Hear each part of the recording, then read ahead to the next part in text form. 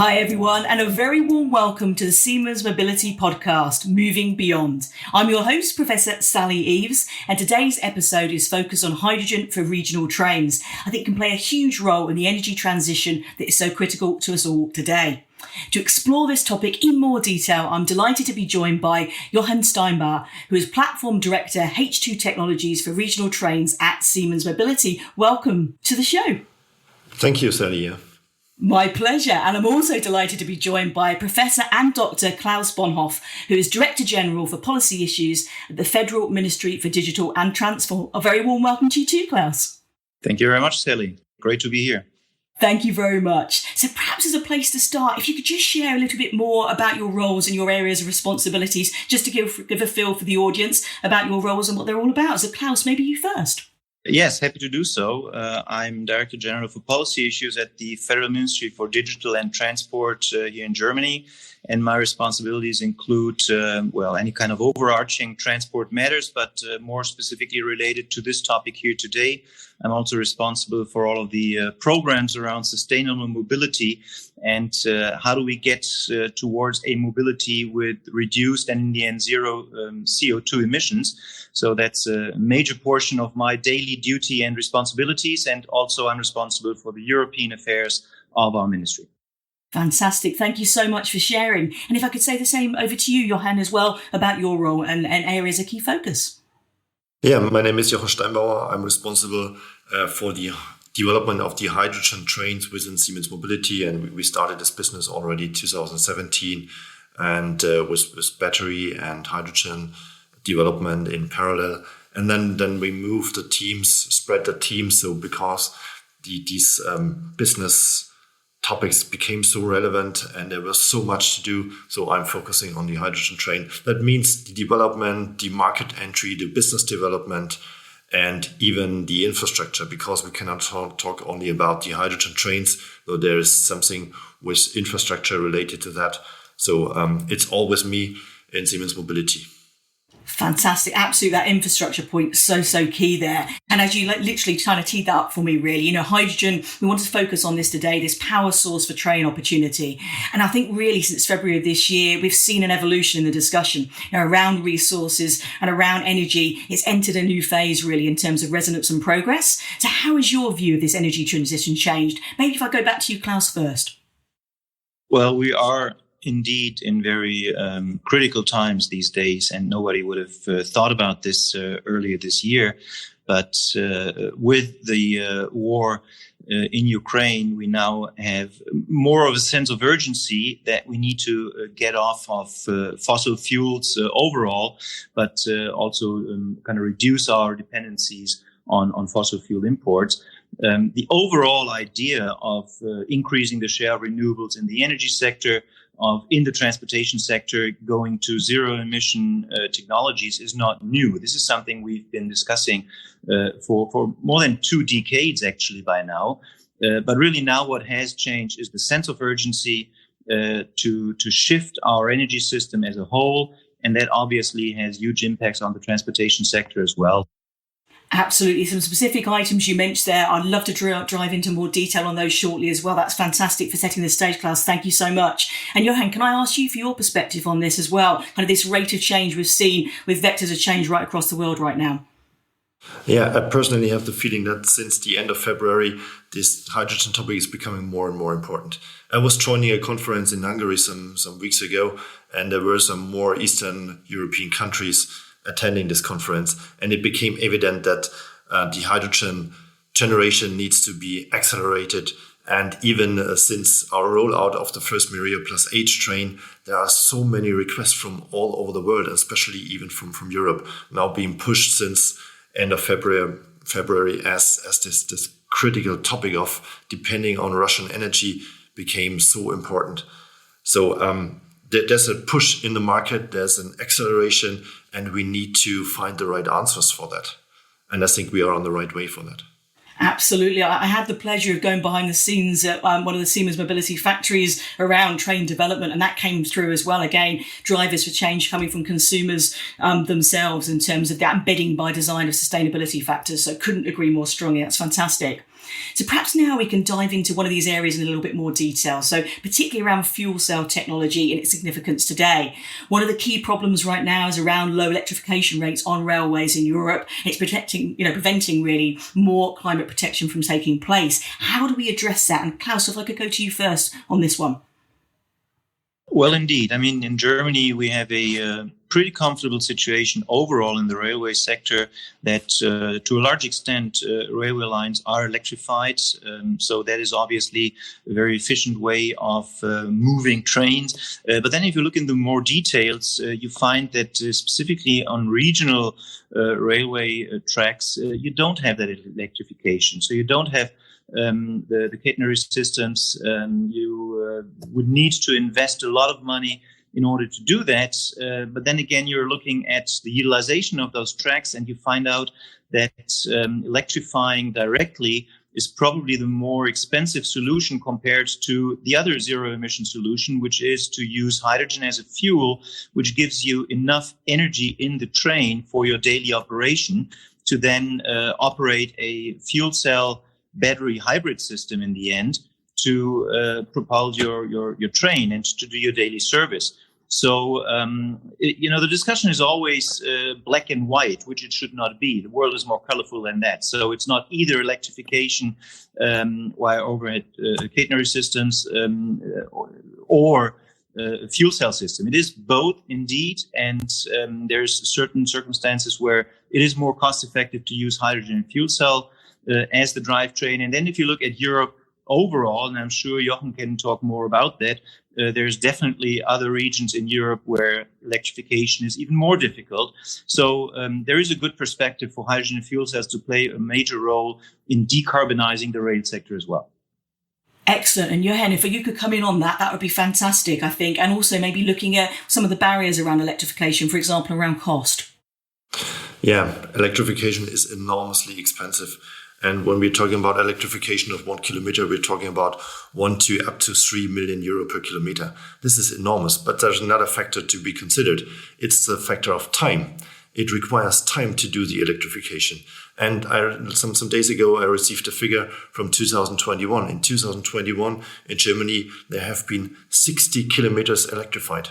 And we have still 6,000 kilometers to go until 2030. So electrification is not the only way to become CO2 neutral in mobility and in rail sector. So there are more technologies to come. And it's a variety of technologies that is now available, and we have to use it and look for the best application for even these technologies. So electrification is one method, but there's also battery train as well as a hydrogen train, and they are now coming on the stage.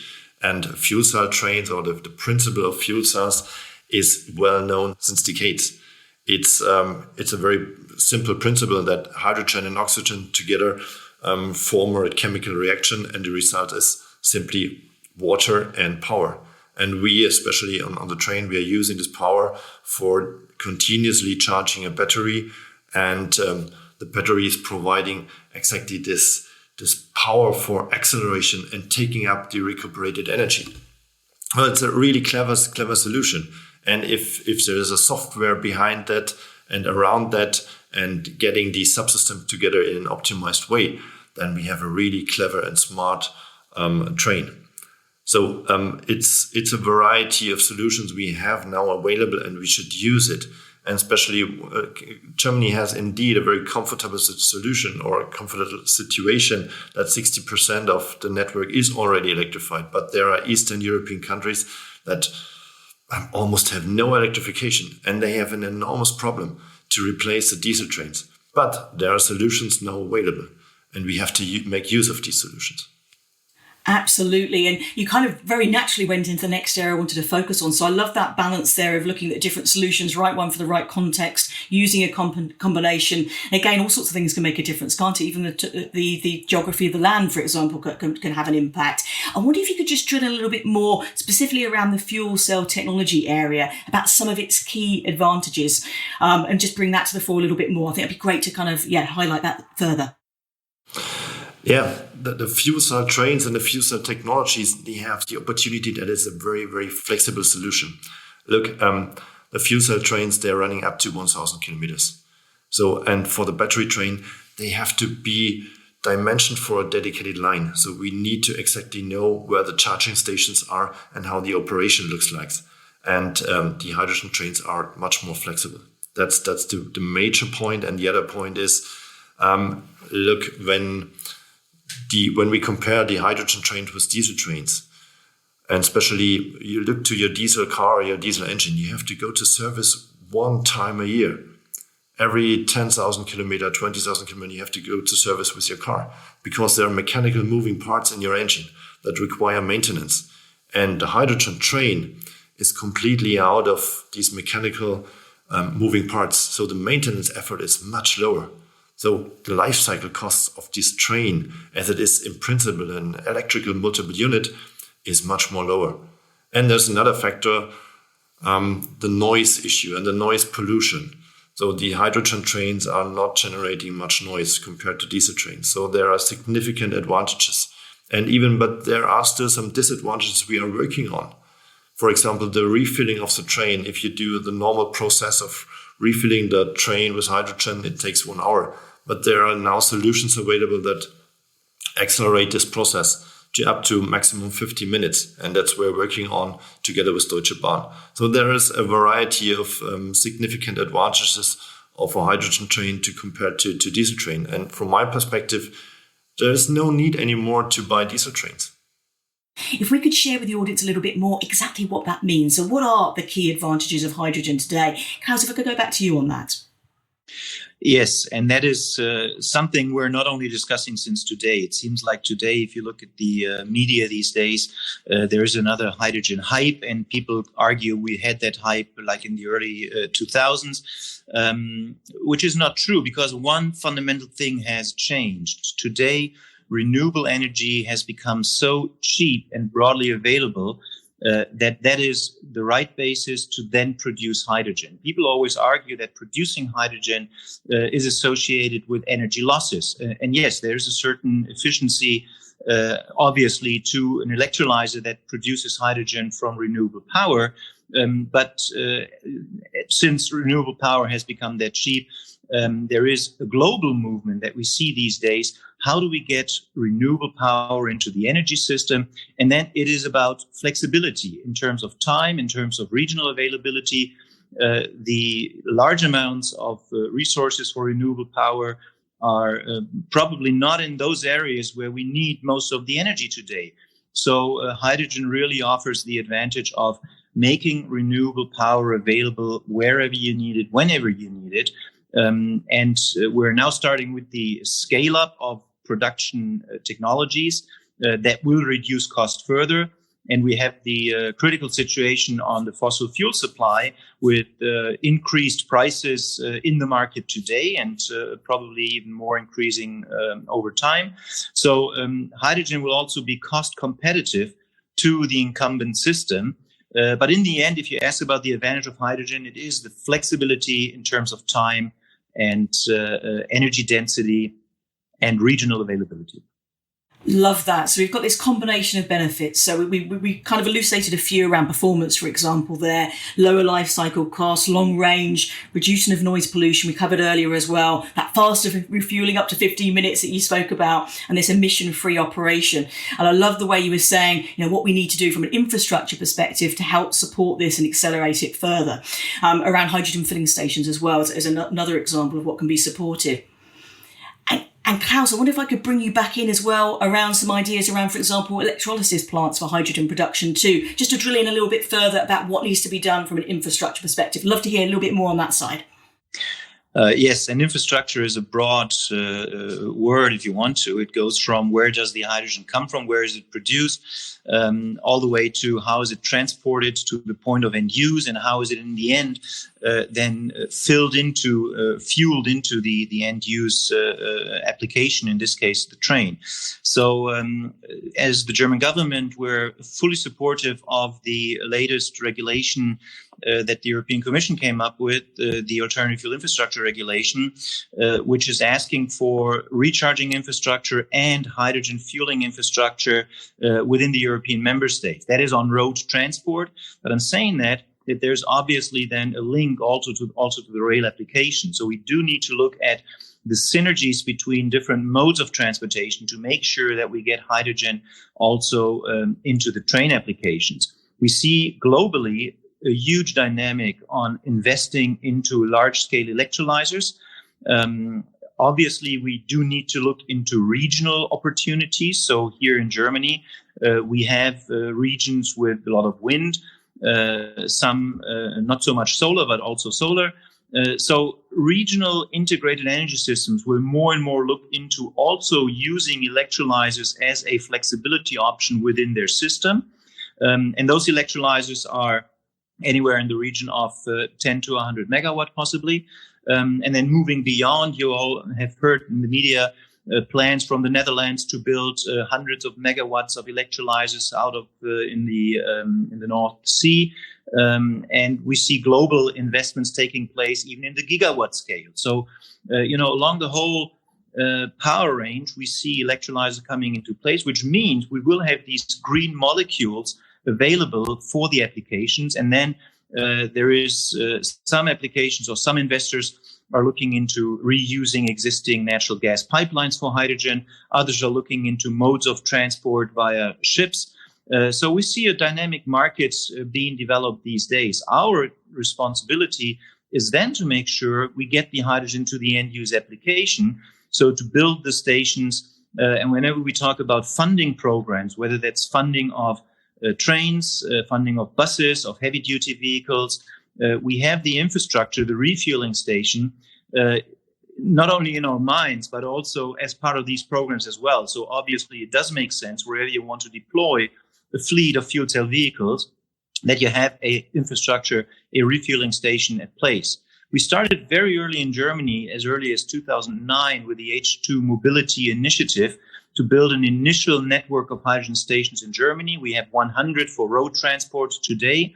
And that is the experience that also helps the rail application today. If you look at the supply industry, to ramp up the infrastructure that they will need. We have a specific program also on specific railway refueling. So we have funding programs with Siemens Mobility. We have funding programs with other companies as well. So yes, obviously, you cannot talk about the application without the infrastructure. Absolutely. So I think that makes a great segue, really, to look beyond now and look at the outlook for the future. I'd love to discuss a bit more about some of the power of partnership activities happening right now, particularly, for example, around Siemens Mobility and the new Mirio Plus H. Jochen, could you explore a bit more about this joint project? Yeah, as already explained in the beginning, we started our hydrogen development already in 2017. And 2 years ago, in 2020, we initiated a first project with Deutsche Bahn, where Siemens Mobility is responsible for manufacturing of the first hydrogen train. So we are writing Siemens Mobility history, and Deutsche Bahn is taking care for the operation, for the 1 year operation in a real passenger service for this train. But beyond that, they are also taking care for the hydrogen generation and the hydrogen infrastructure. And this is a complete new story. So Deutsche Bahn is doing something completely new. They're taking up the power already running through the overhead catenary system, which is already partly green power, and they are generating green hydrogen out of that. So this is an opportunity even for other countries and for other cities, wherever there's a greater junction station, where some parts of the lines are electrified and some parts are not, just to generate green hydrogen out of the power running through the overhead catenary system. So this is an application for smaller fleet sizes. It's a mobile containerized solution that can be placed all over the world, especially even for smaller fleet sizes and for demonstration trains. So we are really proud of, and Siemens Mobility is taking care for this Mirio Plus H train, a completely next generation train with a next generation, completely new developed fuel cell system and a lithium ion battery, and then smart software beyond that. And Deutsche Bahn is taking care for the operation, starting already in 2024, beginning of 2024. And we're going to present this first train at the InnoTrans exhibition to a broader public, and then we are really proud of. But even the story goes on. And we are also manufacturing a second train for Bavaria, running between Augsburg and Füssen, also starting in 2024.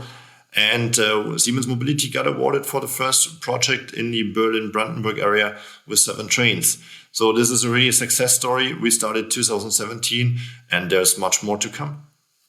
Love that, absolutely. And again, another stat that sprung to mind when I was reading about this as well is just on this trial operation alone, the replacement of diesel, the rail car there, for example, saving around 330 tons of CO2. So great, tangible benefits coming forward, and that power of cooperation really in many ways. I think that's fantastic to see. And on that note as well, another collaboration. I'd love to hear more as well, Jochen, about the collaboration with Ballard Power as well. Another great example, this time around the fuel cell. Yeah, absolutely right. The fuel cell is the heart of the train. And in 2017, we decided not to use a market-available fuel cell because it doesn't fit to the Mireo train and the exact positive and technical features we have already with the Mireo Plus H train.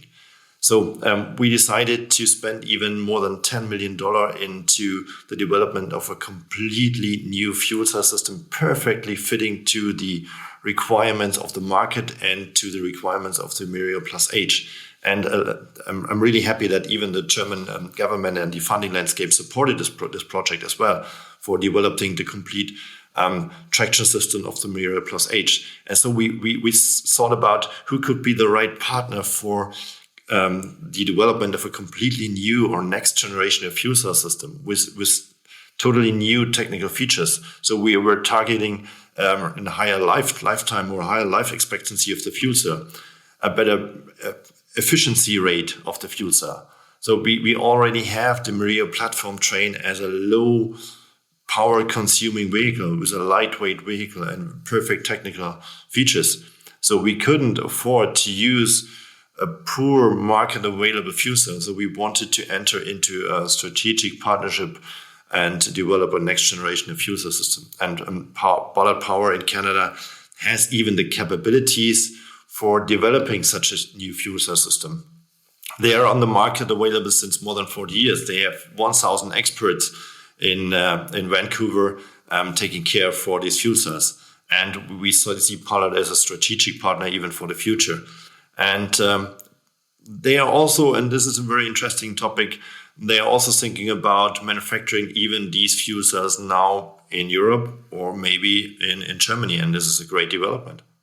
Absolutely. Again, it's that power of partnership, isn't it? And I love the way, again, I like to talk in pillars sometimes, but for the things I was seeing there in terms of your joint collaboration, again, it's reducing integration barriers. Again, I think it's coming up in so many sectors at the moment, reduce that complexity, improve integration, also vertical integration, and obviously the lowering the CO2 footprint and optimizing life cycle costs as well. Very much that shared value benefits, as I like to describe it. So fantastic to see that coming to life and the trajectory ahead there. And Klaus, I'd love to explore again the wider view here, kind of your take on what you're seeing of the role of energy in the climate and strategy and energy strategy in the future, particularly around Europe. Well, there's 2 dimensions I want to touch upon. One is looking at it from a transport point of view.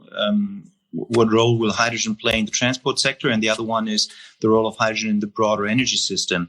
In the transportation sector, electrification of the drivetrain is key. That provides us with zero tailpipe emissions. And that's obviously where we need to go. And electrified drivetrains do include batteries and fuel cell technology. So we need hydrogen here for larger vehicles, longer distances in all modes of transport.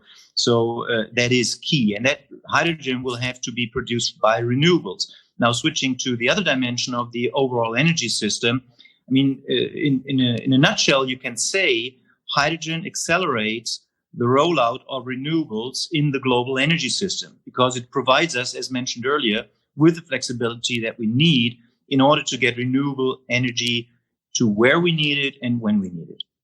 Fantastic. And Jochen, what are you seeing particularly from the German industry perspective? Yeah, the German industry is already processing the hydrogen, and more hydrogen electrolyzing systems, generation systems are to come. More filling stations are now in the market and on the stage. And I see a very positive development in this way. But honestly speaking, this is my personal view on this. We need to be patient for some 2, 3, 4, 5 years. Because I personally think in 4 or 5 years, there will be a huge amount of hydrogen in the market, especially in Germany. Germany is a front runner from my perspective in Europe already, even supported by the funding landscape that supported even this hydrogen economy in a perfect way. But we need to be patient for the next couple of years. And when the hydrogen volume is available on the market, then the requirements and the requests for hydrogen trains will also increase. And then this economy starts and this game makes more fun. Absolutely. I love that. And Klaus, one area we haven't touched on is around storage. I wonder if you could unpack a little bit more about like sector coupling, for example, around green hydrogen storage plus fuel. Yes, that is obviously one of the key points when you talk about using renewable energies.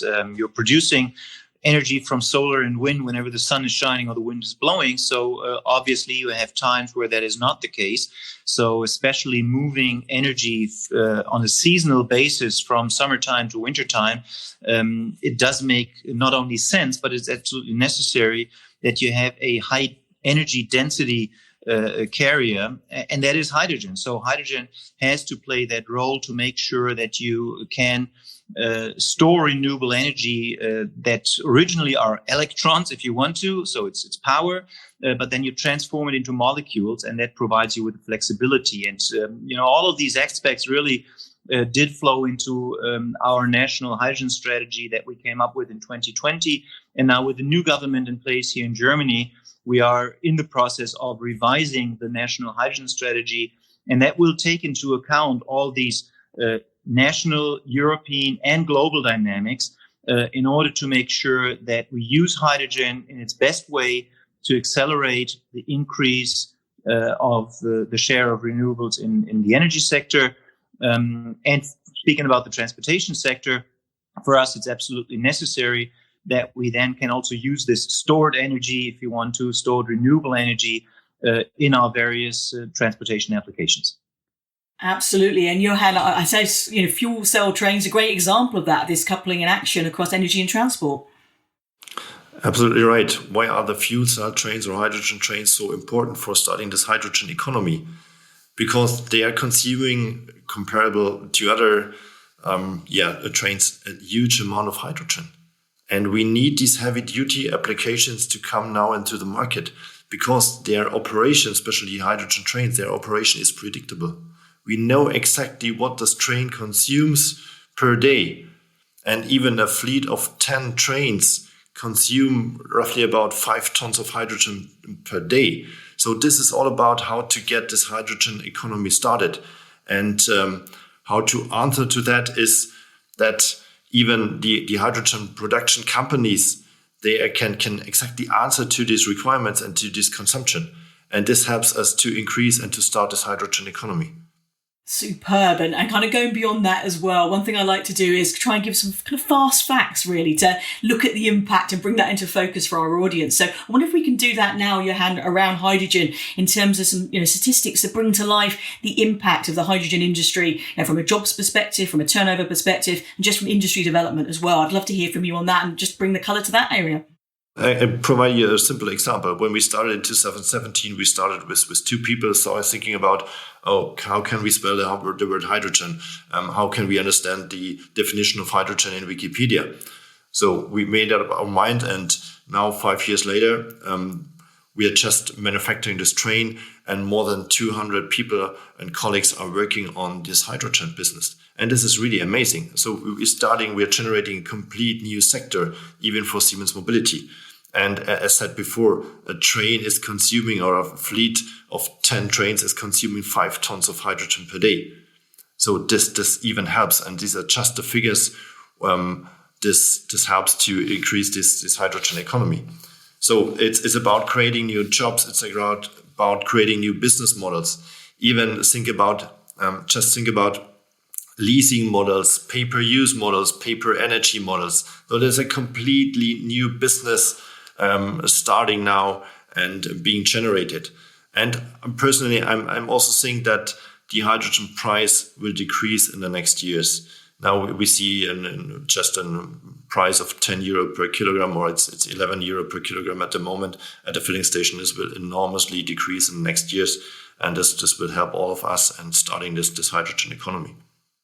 Absolutely. That's such a good point there. I think, that reduced price of entry, so to speak, coming down the line, I think is so important. I love that perspective around jobs, making it really personal for what you've seen at Siemens Mobility. And again, a forecast I read recently kind of implying that by 2050, we're on the way to 5.4 million jobs in the hydrogen industry. So significant benefits.